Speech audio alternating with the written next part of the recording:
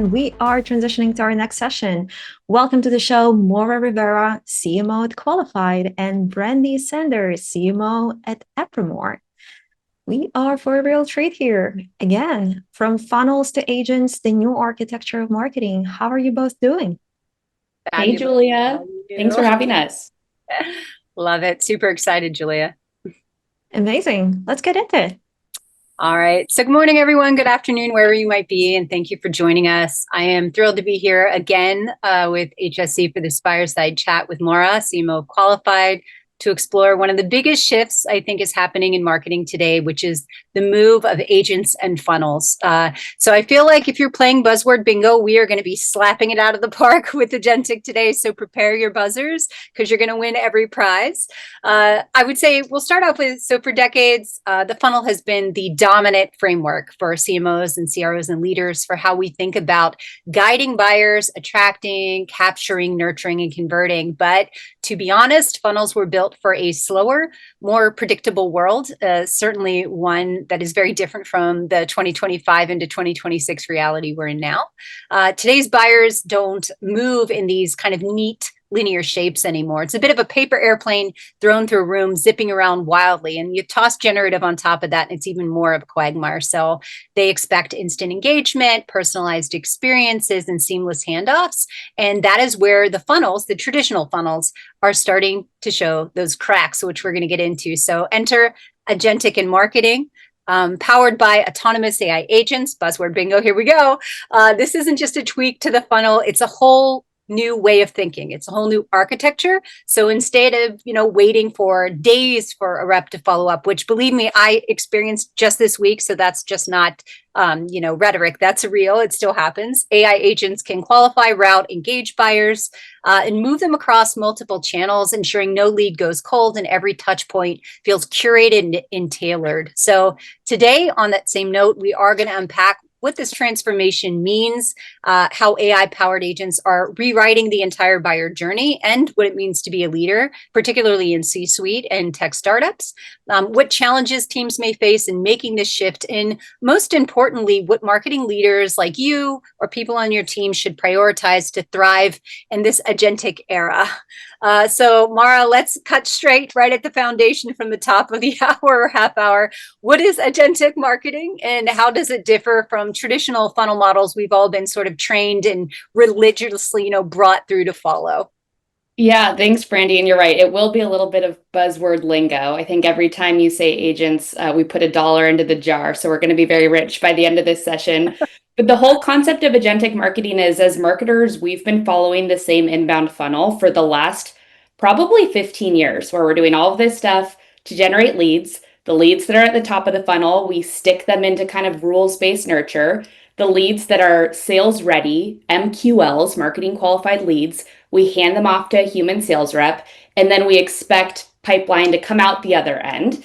And I think as marketers, this has been the process that we've had to rely on because it's kind of been the best that we've had, right? We've had different processes and we've had a team of human SDRs, but there's oftentimes pain with the old kind of traditional inbound funnel. There's this feeling of like, I don't have control over my pipeline number, even though I'm the one who has to report to the board for it. And I have a team of junior reps who are working really hard, but sometimes they don't fall into marketing. Sometimes they sit with sales. So there's kind of just this pain of you're both from a marketer's perspective because you're not getting as much pipeline out the other end, but also for the buyer's perspective. You mentioned, Brandee, like still today, you're trying to reach out to vendors and you don't hear back from them. Some companies it takes hours, some companies it takes days, which is baffling, but it's kind of the reality. So the whole concept is in the agentic era, when we have these AI agents who work 24/7 around the clock, are all knowing about your go-to-market systems, are all knowing about your buyers, can pick up on levels of intent and interest.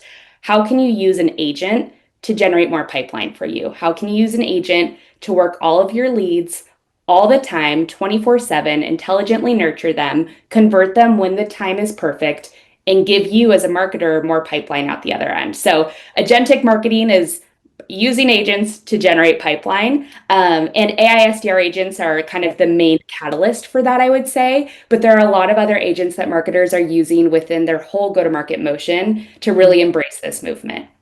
Yeah. And I mean, I think that's a really great way to kind of cover it like soup to nuts in regards to how people think about it. Because I think it's really easy.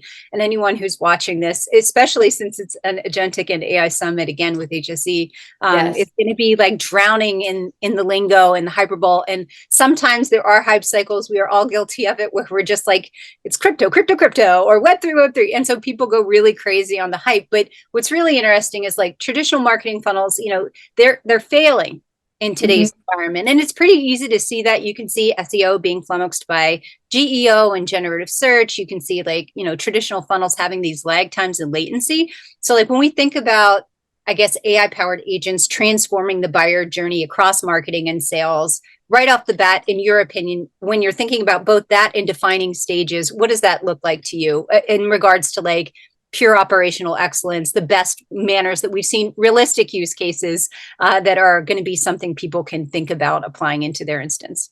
Yeah, I mean, I think you said it right, Brandee. I liked your paper plane analogy, the paper airplane that kind of can go all over. I Yeah. still think we have a lot of the similar stages of you want to attract, you want to engage, you want to nurture, you want to convert. But what we're thinking about with agents is not everybody goes on that same linear funnel. So not everybody goes, downloads a white paper, then wants to see a product demo and wants to get into your pipeline. So from a marketing perspective, it's how can you use an agent to engage with those folks and nurture them. So if someone's at top of funnel, they can surface relevant content that are in market. They could invite them to an upcoming event and then watch for signals of intent. And as they start to heat up and as they start to show interest that they might be ready to book a meeting with your team or whatever it may be, you can have that agent intelligently qualify them, book a meeting with your team, whatever it may be. So I think that's what like we're seeing a lot of marketers go through right now where agentic is exciting, but it's also scary. It's like, do I have to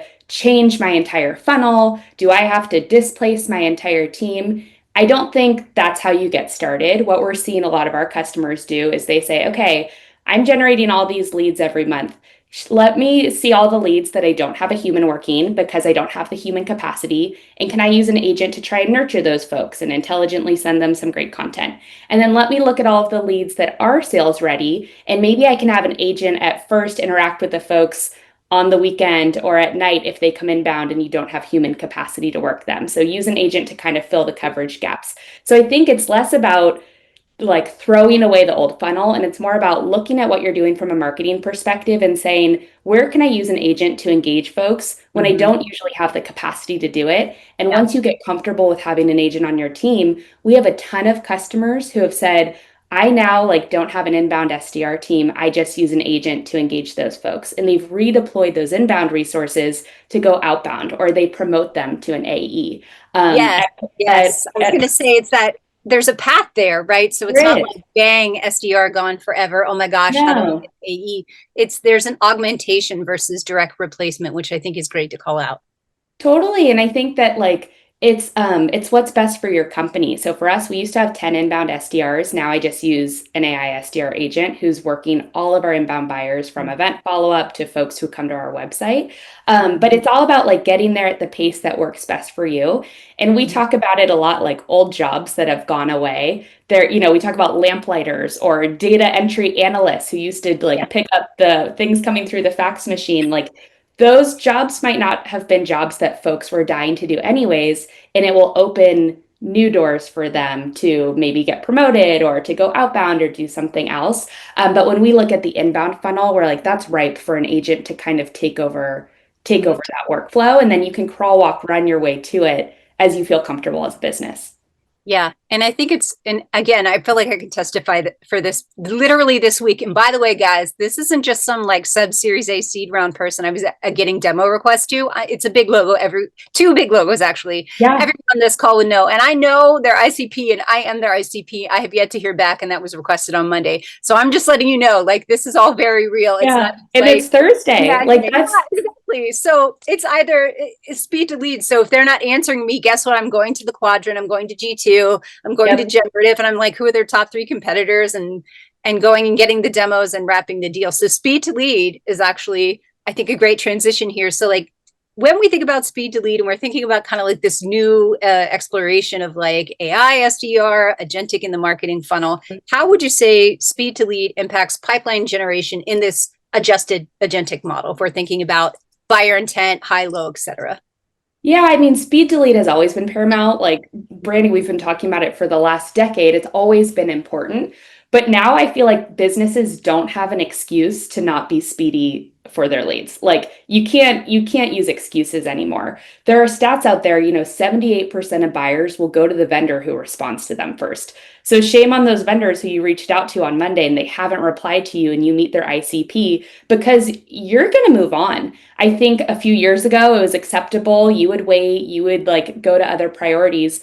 But especially in the AI era, like we all have answers at our fingertips. Our kids do, like we all are in this new world where you can pick up ChatGPT, ask a question with voice, get it answered in 2 seconds. Why would it be any different when you're buying from a business? You should be able to raise your hand, say, I want to get in touch with you. And that's the beauty of an agent. They can reply to you instantly. They can answer all of your questions. They can make sure you're qualified, confirm that you meet their ICP, and get a meeting on the books today with the dedicated account executive. So it's like speed to lead has always been important, but now it's you can't ignore that it's the must have, and it's the must have because that's what buyers expect. And to your point, like buyer journeys are so unlinear, you're going to go to a million other people and ask for the next best vendor. And I think the fear is how quickly did those vendors on Monday, did their competition respond? So Yes. like if I'm falling behind, what's my competition doing? What's their initial response time? And that's like the beauty of agents is they're always on, they're 24/7, they speak every language. They're never going to send you to a queue to like dedupe and routing rules to that whole kind of ugly process behind the scenes. Yeah. And I think it's interesting because I was actually surprised by both of those failures. And I will not, I Yeah. promise I won't call out the logos, but believe me, we all know them. I think when we're talking about kind of like that deduping hell, Yeah. that junk, I hate that, like the ether that you kind of like the purgatory of like being a lead You or fade away. working with them. Yeah. Yeah, you're just like, it's like the Beetlejuice door that you open and all the souls are floating up and it's like not a high intent, not low intent. You're like, am I Lydia Dietz? What the hell is going on here? But I think it's continuous learning is a part of this. So like it's where it used to be just dedupe, reroute, zoom in, enrichment and stuff like that. The agentic is a little bit more advanced in it. So for example, if we have an agent that's working and we're on 10.2 or 10.3 and we do a release on 10.4 and we update the knowledge base and we update the model, like that continuous learning and that feedback play pretty substantially into agentic marketing. So like when you think about the use of data from every interaction, like how do you see that being a little bit different than just like the legacy way that we were handling that before, which was fairly ad hoc, I think. Yeah. Yeah, it was ad hoc. I mean, I would say like obviously great data is the foundation for any successful agentic deploy. So making sure that like before you get really off to the races with agentic marketing, you have a really strong foundation. You have all the right data in your CRM, you have all of your go-to-market systems talking to one another, and then you can plug in an agent who understands all of that go-to-market data. So Brandee, when you come to the website, they know who you are, they know which company you work for, they know you meet your ICP, they have all of that information.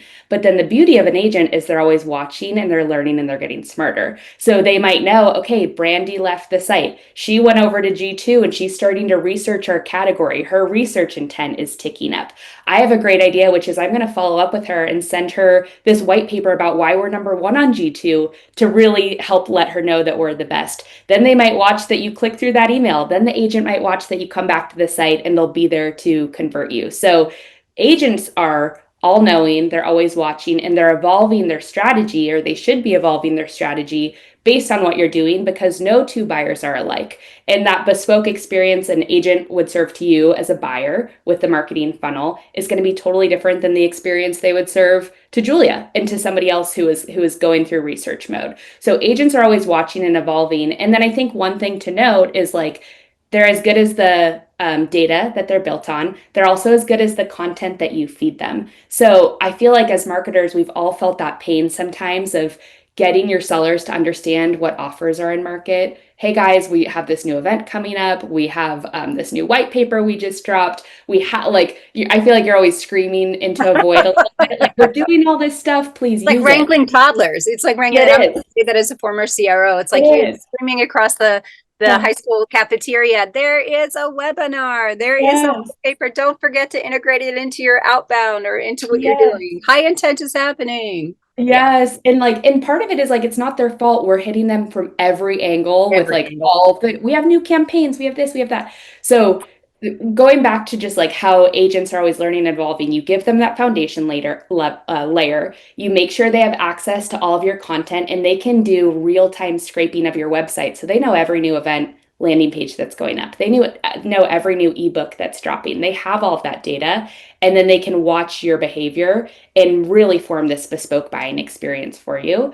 And then I would say, in addition to the agent getting smarter, you do need that person or that team of people watching the agent, coaching the agent, making sure that they're like behaving correctly. I think that's one thing we're seeing right now, Brandee, is so many folks have invested in agentic and then they think it's just set it and forget it. And Magical, yeah, it solved everything. And I'm like, it's only as good as the processes and the data. You can't just slap a skin on something and go, it's going to miraculously silver bullet, or we all would be billionaires, right? We'd all yes. be ringing the IPO bell or doing NASDAQ. If it were that easy, there's still a human component to this in regards to the quality checks that's pretty paramount.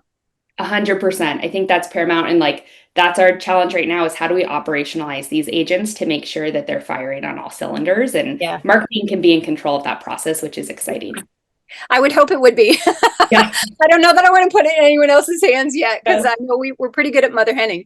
Yes. I think that when you're kind of thinking about all of these different things, this amalgamation to the point of sales, which we're going to get to in a second, because this is inexorably tied with marketing, right? At this point, we all own ARR, we all own revenue. It's everyone's job from top of funnel to, preventing churn and working with customers. So it's this really interesting thing where there's inundation, and then there's kind of like these milestones that you have to get past before you're like drowning a rep in a deluge of information, which would overload them. So when we think about agentic marketing systems, how in your mind, when we're thinking about how we know how it supports marketing to a certain extent with like high quality, and being able to kind of differentiate between personas and flag high intent and do all those wonderful things that we usually automate in workflow. But for sales teams, how are you thinking about specifically how this new kind of paradigm would shift with sales in regards to agentic marketing?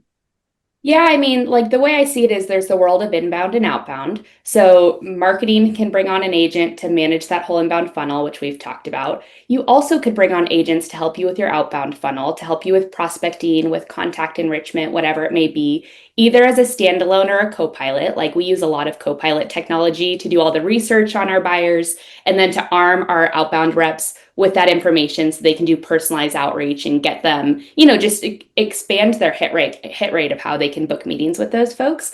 I think as we look at our account executives, the exciting part is like they don't really care where their pipeline's coming from. They just care that they have pipeline. And so if you can have agents in your marketing funnel, agents in your outbound sales funnel, like the real end of the day is you're booking more meetings for this account executive. And I think it's taking less of the asks, you're taking more asks off of them. So for example, a lot of companies used to like bang on their sales reps door for event follow-up. And sales reps hated doing event follow-up because they're like, Absolutely. yeah, Absolutely. They're like, why?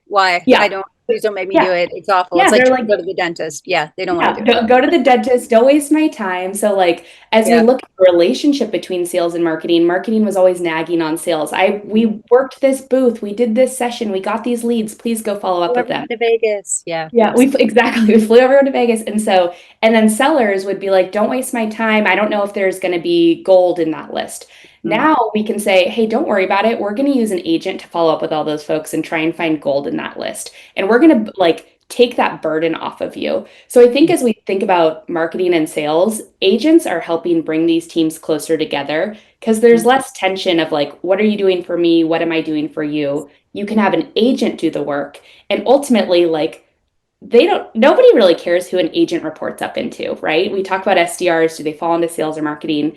Agents just care about the pipeline number and the revenue number. And so I do feel like it's bringing these teams closer together. And we're seeing a lot of companies like they have their leaderboards for pipe gen and they have their humans who are doing the work, and then they have targets for their agents and they have performance for their agents. And so it's like, I think the big challenge is how do you bring humans and agents together so they aren't competitive and there's harmony in that team structure. Yeah, we don't want to do us versus T2. We just want Yeah. to hit the damn number. Yeah, that's all that matters. Yeah, exactly. And I think you made a great point, which is there are certain things, and again, as someone who was an AE and worked on the sales side for quite a long Mhm. time, like the last thing you want to do is be doing anything but closing or creating new Mhm. opportunities or putting a number in your forecast that you know has a strong commit, which I think Mhm. is super important.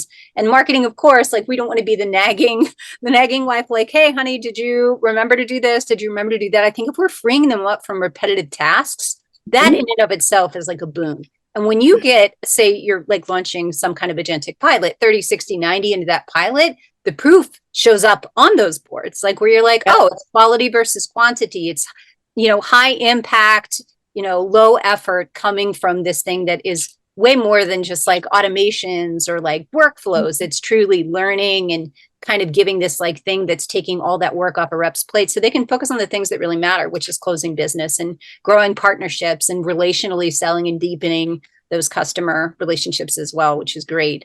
100%. This actually does lead to the next question though. So we have this, high quality sales ready leads. We're kind of working through the marketing. We are, freeing humans from repetitive tasks. We're bringing them into like this maturity model for agentic marketing. We have, like you said, stronger alignment. And so we're building that visibility between marketing and sales. The chasm is gone. The trust is established. It's not all roses. We know that. Like it's never Yeah. all roses. No, I wish. We would all be billionaires, but like what challenges? And there was like a failure rate. I can't remember if it was from Gardner or Forrester, but it was like 85, 75% of agentic fails. Uh-huh. And we know why. Processes and data is wrong, and you can't just slap a sticker on it. So we can get into that. But what challenges might organizations face when transitioning to this model from the old world to the new? And Julia, we will get to the next question right after this one. Yeah, I mean, I think challenges are data hygiene. Do I have like I'll talk to customers who are like, we have this CRM that we've had for 15 years and just the data is not that good. How can I make sure my agent's successful if I don't have great data? Yeah. Um, some challenges that they could think is change management, what we kind of just talked about for internal teams. Hey, my humans are going to push back on bringing an agent. How is it going to eat into their number and their performance, their ability to hit their quota? So what we're seeing a lot of customers doing is saying, don't have your agent compete, have the human get credit for what the agent's doing. Everybody's happy. We get more pipeline, we have less headcount costs, and then what you're seeing is like the rep can be more successful. One thing that I think a lot of people are seeing right now from a challenge perspective is data orchestration and agent orchestration. I have one agent who's doing this workflow. I have another agent who's doing this workflow. How do I make sure the agents are talking to each other? So I think as you're evaluating agents, making sure you're looking for what we call super agents, agents who don't just do one singular task, but they can like take over the whole role of what a human can The do. Swiss Army knife. Everyone's Exactly. looking for it. Yep. Mm-hmm. Exactly. Because I think like you could set 12 agents free, but if none of them are talking to each other, what's the point? So I Yeah. think looking for that agent that has that kind of under the hood capability to connect all the dots or to talk to other agents.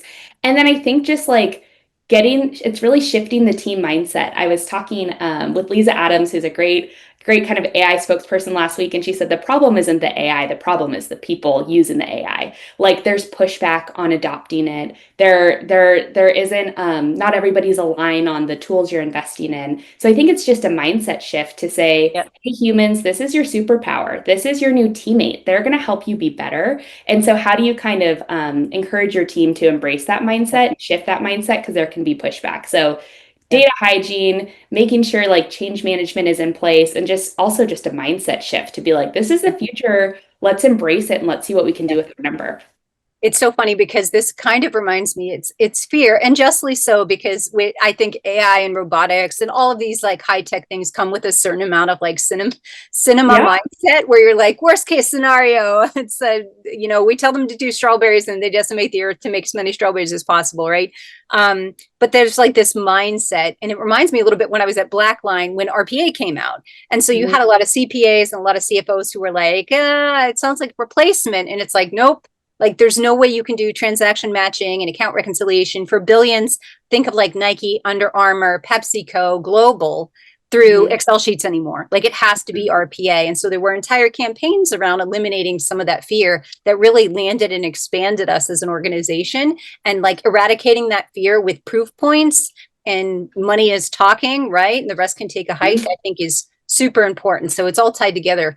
I am going to call out, I knew Julia dropped in the chat. So Yeah, let's do it. would be curious if they could expand on their AI tech stack. What does that architecture look like? Yeah.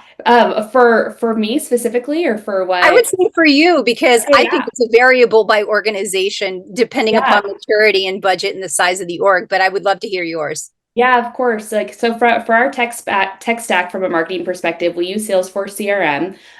We use Marketo from a marketing automation perspective. We use our own AI SDR agent who's Piper. She manages all of the inbound pipeline that's going on. From an outbound perspective, we are using Gong just to help with like all of the insights from our deals. We actually are using Relevance, where we've built both Copilot and Autopilot. It's more of a agent development platform who's helping us do that research, who's helping us go outbound to everybody. And then we have, like, I'm trying to think, we have so many other pieces of technology that we've used just from an outbound perspective. And then from a content marketing perspective, so many of the tools that we already use today have that AI agentic layer, things like Mhm. Coldcast, things like Asana, and it's getting all those things to work together in conjunction. And even like things like HighSpot to make sure we can give playbooks to our sellers from a sales enablement perspective. But for us, like our own inbound AI SDR agent, Piper, we named her Piper Mhm. because she generates pipeline.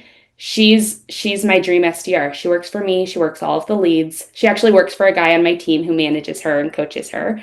And she's making sure that top to bottom of the funnel, we're getting pipeline out the other end. Yeah. And I know we're coming up on time, so I've got one more question and then Yeah. we'll leave anything open, Julia, for the rest. So we've talked about a lot, and I think we've Yeah. actually hammered through it, which is wonderful.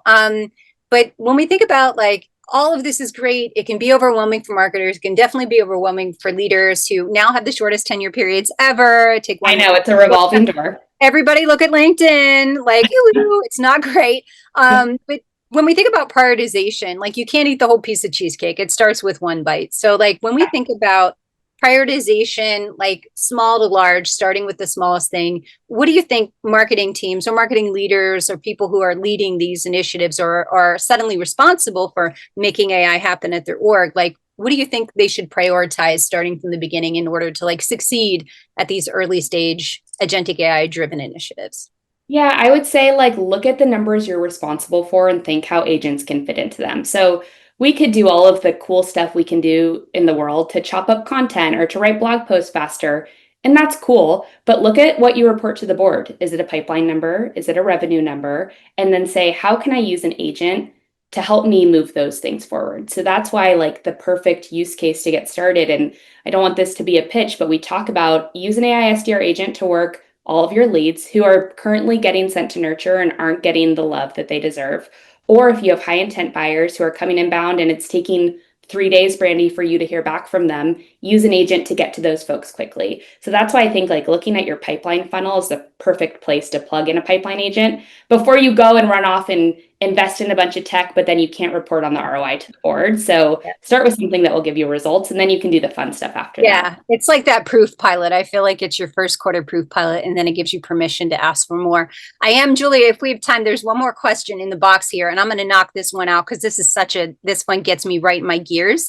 Anytime I've introduced automation to leads, prospects, or customers, I've received pushback from reps, AEs, AMs, CSMs, who want to exclude many customers because they think they're already talking to them and don't want agents duplicating or confusing. There's a fear they'll lose control of the narrative. How do you handle that pushback? I'll tell you how I handle it, and then I'll defer to you, Mar. But I think one of the things is proof points, like show me the touch points. If you have a deal in your pipeline that has not been touched for 47 days and you're telling commit for this quarter, that is not talking to them enough. If you have a customer who's renewing in 6 months, you haven't talked to in a full quarter, my dude, that is not enough. So I usually let their work speak for itself. Now, sometimes you get lucky and you get people who knock it out of the park, but traditionally they think they're talking to them. Most of the time it's up here. Oh, I've got them in my mind. I'm going to circle back with them in a month. But the reality is, if you go in and look at the CRM, and this comes back to data and processes, half the time that's empirically untrue. And you can reflect that back to them the same way you would if you're like, I totally hit my macros today. And then you look at your tracker and you're like, I did in fact not hit my macros today. Yeah. And I ate 2 bagels and I'm way over on carbs or something like that. It's showing them the proof points, I think, that make it very easy to lean back and destroy that narrative so that it's not a false truth, which I see 100%. And I know our time, Brandee, I would have answered it the exact same way. We say, that's great. If you've touched an account within 45 days, jump on in. If you haven't, let the agent do the work. And so it all, you have all that data. And so you can use it to make sure that and maybe it'll push them to want to work their accounts in a better way. So I think it encourages good behavior. Yes, it's the show me proof point. But we are at time. So thank you, Maura, for a really thoughtful conversation, and everyone who joined today. I would say if there was one takeaway, it would be like the era of this kind of static funnel is behind us. The era of agentic marketing is definitely here, and we're in the middle of it, for better or for worse.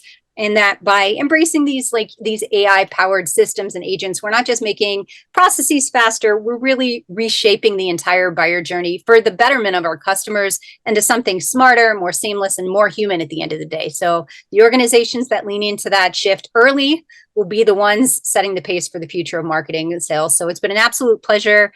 Julie, I know we're at time. Thank you, Maura, for everything and for everyone who asked questions. Thank you, Brandee, for having me. Yeah, absolutely. It's been a pleasure. Phenomenal session. Thank you so much, Maura and Brandee.